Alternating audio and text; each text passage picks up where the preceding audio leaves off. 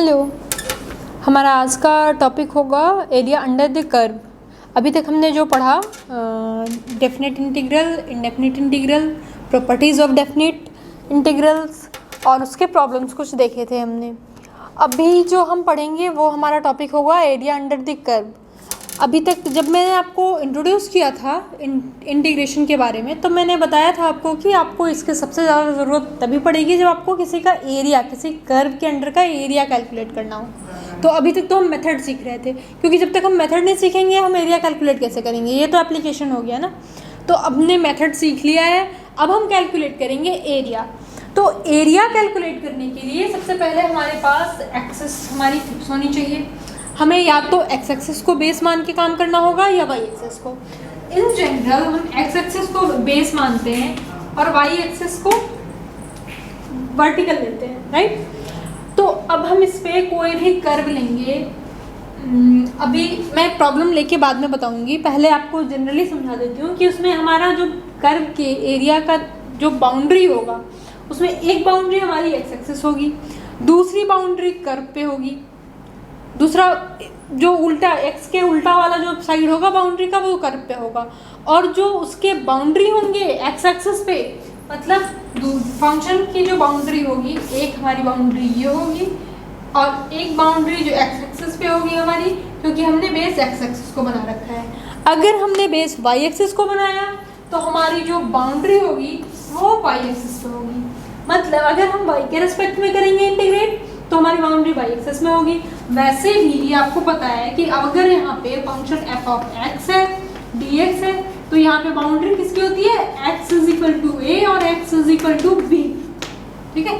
अब अगर ये यहाँ पे एफ ऑफ वाई हो एक्स की जगह, तो यहाँ पे बाउंड्री क्या होगी, y, y is equal to ये एक्स की जगह वाई इज इक्वल टू, ठीक है, ये होगी। तो अब हम आते हैं प्रॉब्लम पे, एक छोटा सा एग्जाम्पल लेते हैं, उसके बाद आपको समझ आएगा कि ये अभी तक आपने पैराबोला बनाने के लिए जो इक्वेशंस होते हैं, अगर आपके पास इक्वेशन गिवन हो तो आप पैराबोला ड्रॉ कर सकते हैं क्या।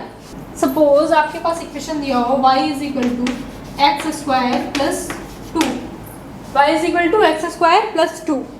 Y is equal to x square का पैराबोला ड्रॉ करना सबको पता है। Y is equal to x square मैंने यही से इंटीग्रेशन पढ़ाना ही शुरू किया था, तो आपको y is equal to x square का ग्राफ पता है, ये हो गया y is equal to x square. अभी आपके यहाँ पे क्या है, एक्स स्क्वायर प्लस टू, मतलब ये कि अगर आपका x जीरो है तब यहाँ पे x जीरो है तो y क्या है, जीरो, मीन्स ये पॉइंट। यहाँ पे अगर आपका x जीरो है फिर भी आपका y है टू, मतलब x जीरो पे आपका y की वैल्यू है टू, मतलब बेस ये जो ओरिजिन है वो कहाँ गया, यहाँ टू पे शिफ्ट हो गया, टू पे शिफ्ट हुआ ना। तो ये ग्राफ कहाँ बनेगा, यहाँ बनेगा, इस पैराबोला का।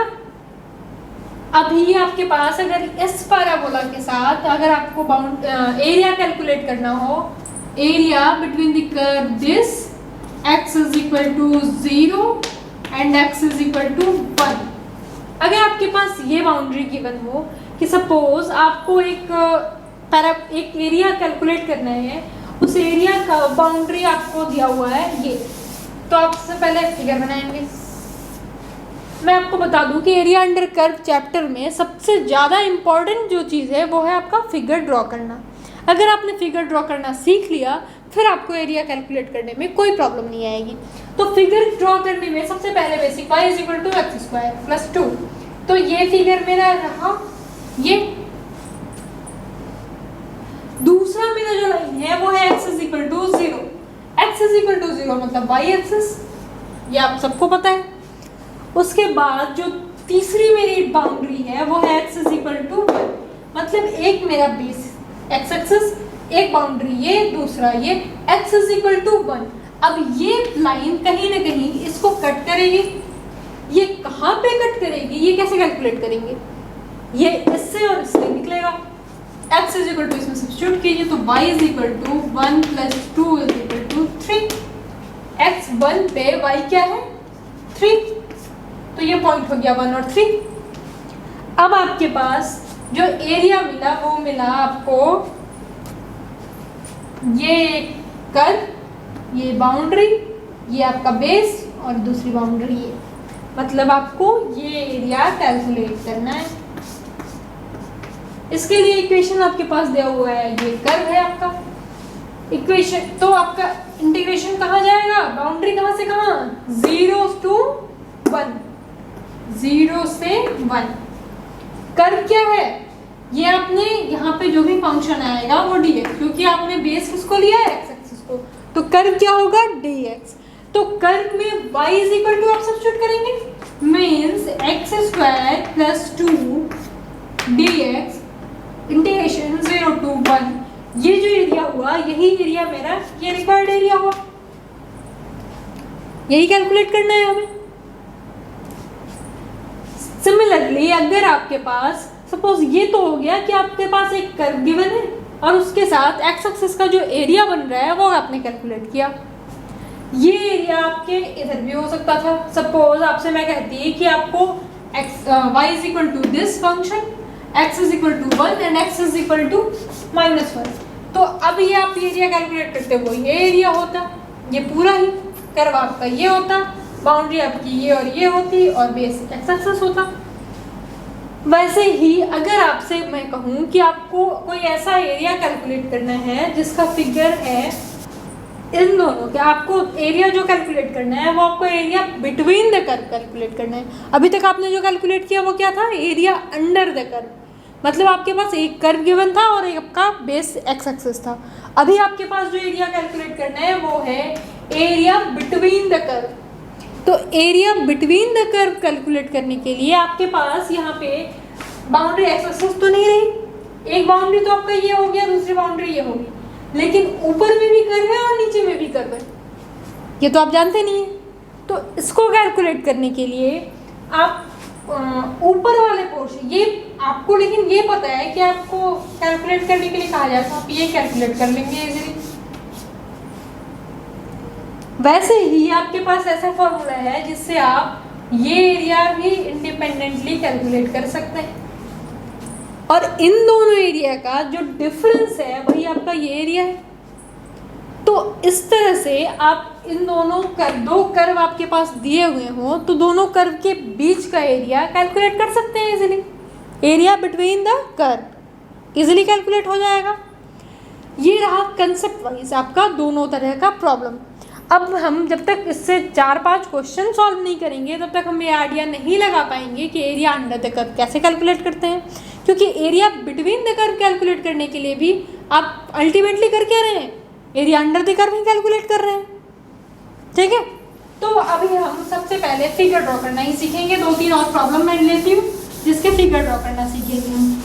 सबसे इम्पोर्टेंट चीज़ है आपको फिगर ड्रॉ करना, उसका एक्सिस चूज करना, और एक्सिस चूज करने के बाद उस फिगर पे जो इंटरसेक्टिंग पॉइंट्स हैं उनको निकालना, क्योंकि बिना इंटरसेक्टिंग पॉइंट के आप एरिया का बाउंड्री तो कैसे पता करेंगे। सपोज आपके पास ये दो कर्व गिवन है और आपके इन दोनों के बीच का एरिया कैलकुलेट करना है आपको। क्वेश्चन में बस आपको ये दिया हुआ है कि सपोज आपके पास ये और ये दो कर्व हैं तो दोनों के between the area, enclose area जो है वो कैलकुलेट करना है। ये जो आपका है x square is equal to 4y, x square is equal to 4y, that means आपका पैराबोला किस साइड होगा, ये सबसे इंपॉर्टेंट है पहचानना कि पैराबोला अपवर्ड होगा या पैराबोला इसके पैरेलल होगा। किसके पैरेलल होगा, ये parabola y is equal to x square वाला ये पैराबोला है, तो ये हो गया मेरा पैराबोला। अब जो दूसरा इक्वेशन है वो दिया हुआ है x is equal to 4y minus 2। तो 4y माइनस 2 में ये लाइन जो है, ये लाइन अगर हम इसको लोकेट करना चाहें तो ये कैसे हम इसको ड्रॉ कर पाएंगे। तो इसके लिए 2-3 मेथड्स हैं, या तो आप स्लोप वाले मेथड से निकाल लीजिए y is equal to mx plus c।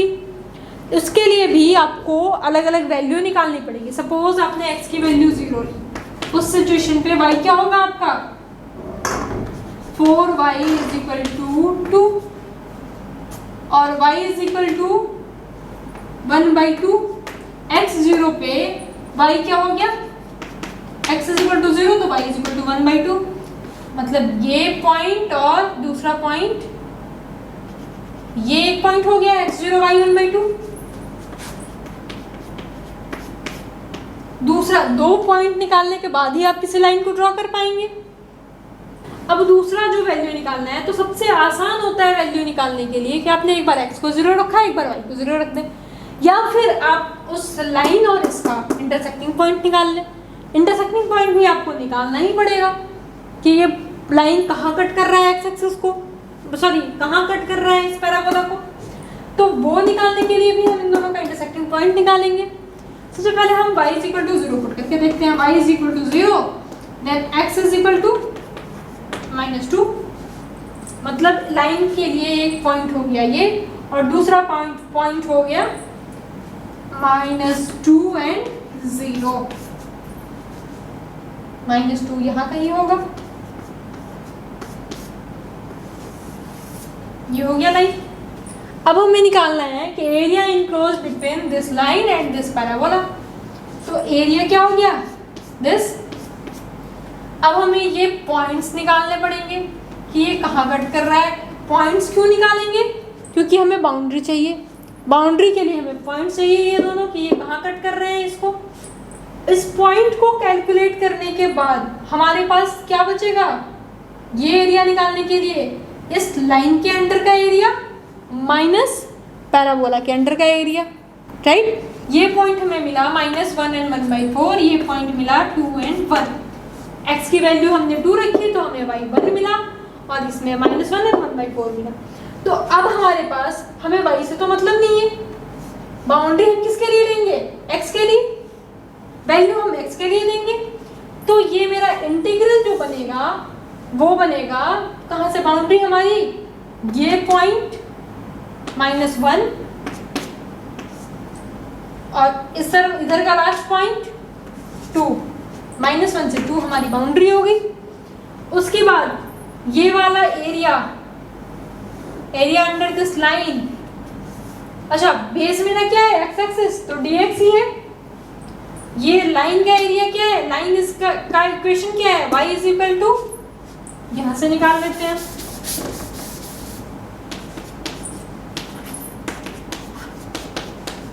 x + 2/4, तो x + 2/4 dx माइनस पैराबोला का इक्वेशन क्या है, -1 से 2, ये तो वही रहेगा पैराबोला का equation, y is equal to x² 4 dx। तो इन दोनों कर्व के बीच का एरिया, अभी हमने इस पूरे एरिया से ये वाला पोर्शन जो है उसको माइनस कर लिया, ये पूरा एरिया हो गया, और ये वाला पोर्शन ये रहा। इन दोनों में से इसको माइनस करने पे हमें क्या मिलेगा, दिस एरिया, ठीक। तो यहाँ पे अब ये इंटीग्रेशन x + 2/4, 1/4 तो बाहर आ जाएगा, यूं भी 1/4 बाहर आ गया, तो ये x + 2 का डिफरेंशिएशन इंटीग्रेशन बचा। सिमिलरली ये x² का इंटीग्रेशन बचा, 1/4 यहाँ से भी बाहर आ गया।